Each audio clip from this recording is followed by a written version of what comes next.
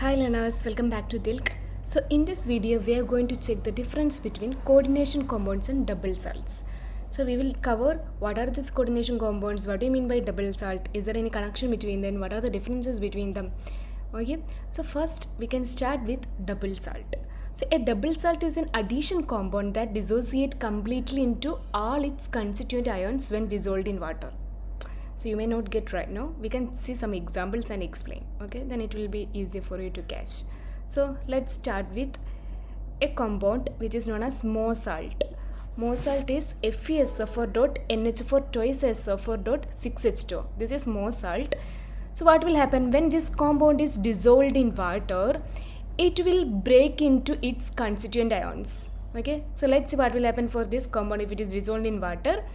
It will first dissolve FeSO4, so there is Fe, so it will break into Fe2 plus ion plus SO4 2 minus ion.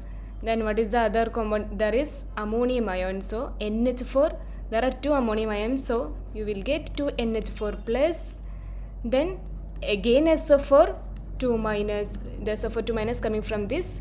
Okay, so these are the ions it will be produced when this Mohr salt is dissolved in water. Okay, so what is double salt? It is an addition compound that dissociates completely into all its constituent ions when dissolved in water. So just like Mohr salt dissolved completely into its constituent ions when it's dissolved in water. So in water, in the solution, it will have all the properties of these ions. Okay, at the same time, what is a coordination compound? A coordination compound is a compound containing a central metal atom or ion surrounded by ligands, and it remains its identity as complex ion in solution. So coordination compounds, for example, we can see potassium ferrocyanide. Potassium ferrocyanide, here ion is the central metal. Okay, central metal ion. So it has 6 ligands, which is this ligand, Cn is the ligand. And when this coordination compound is dissolved in water, how it will dissolve? It will produce 4 K plus ions plus Fe, Cn6 4 minus. Okay, so how it is dissolving? It will dissolve into potassium ions and it's not breaking the complex. It is maintaining the complex, so that we can say in coordination compounds, when it dissolved in water, it is retaining its identity as complex ion in solution. Okay, at the same time, what will happen for double salts? They are breaking into completely into ions. Okay, but in coordination compound, it's not breaking into Fe plus, Cn minus. It's not breaking like that.